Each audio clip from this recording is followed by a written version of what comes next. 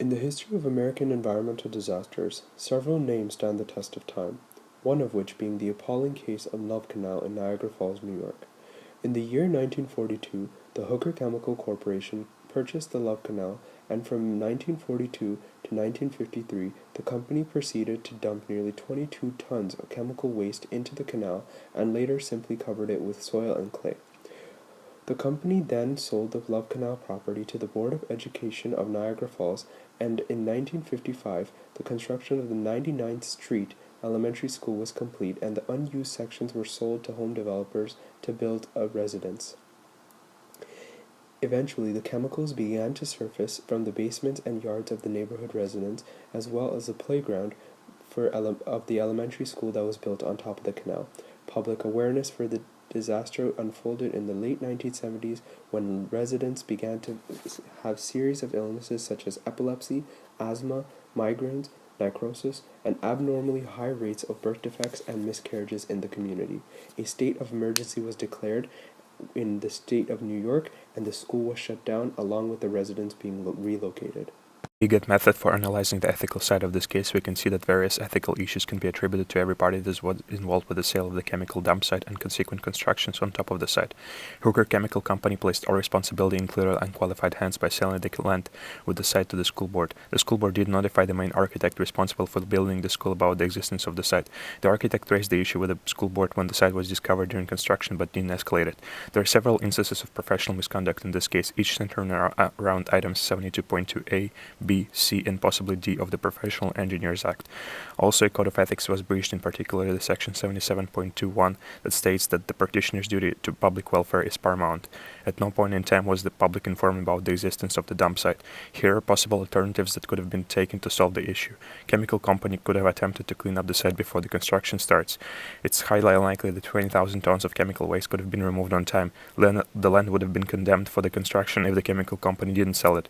It's highly unlikely that anyone on the school board could have notified the authorities, since the board had vested interest in the completion of the project. It would have been the best if the architect reported the site to the authorities, as he had no prior knowledge of the site, and upon discovery the structure of the chemical site was damaged. This means that he had the strongest argument that intervention is necessary. Considering the circumstances around each party's involvement and their incentives, the architect was in the best position to alleviate all the ethical issues surrounding the case by reporting his team's discovery of the site to the authorities. Tort law concerns the treatment of law of torts in Canada. It consists of wrongful acts or injury that lead to physical, emotional, or financial damage to a party in which another party could be held legally responsible. This case deals with tort law as it passes the three tests. The duty of care was owed, there was a failure in that care, and people's health was compromised as a result. The precedents would be Donahue vs. Stevenson and the Winnipeg Condos vs. the Bird Construction Company.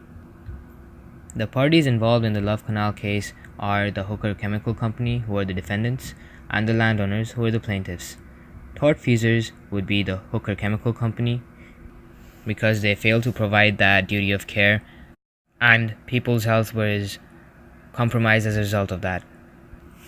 At that time, cleanup of harmful chemicals from Love Canal resulted in Hooker Chemical Company paying over $120 million in damages. Examining the case from a current perspective, one can say that the judge would likely find that the Hooker Chemical Company is not solely responsible, as the school board and home developers did not provide duty of care towards their residents, as they built on top of unsafe land and did not disclose about the underground conditions. Hooker Chemical also mentioned a disclaimer in their contract that they would not take any responsibility for the future damages due to the presence of buried chemicals. Hence, they are safe in terms of their contract. Although Hooker Chemicals can put their hands up and back away from the issue, they should have shown duty of care towards the public and their safety by following certain protocols in terms of having proper containment systems for the toxic chemicals. While health concerns began to arise in the residents, the immediate blame was put on the Hooker Chemical Company, and the media largely ignored the roles of the school board and home developers. While admittedly Hooker is not blameless, their narrative ignores the neglect on the part of the school board and home developers for not considering the public safety when selling and constructing.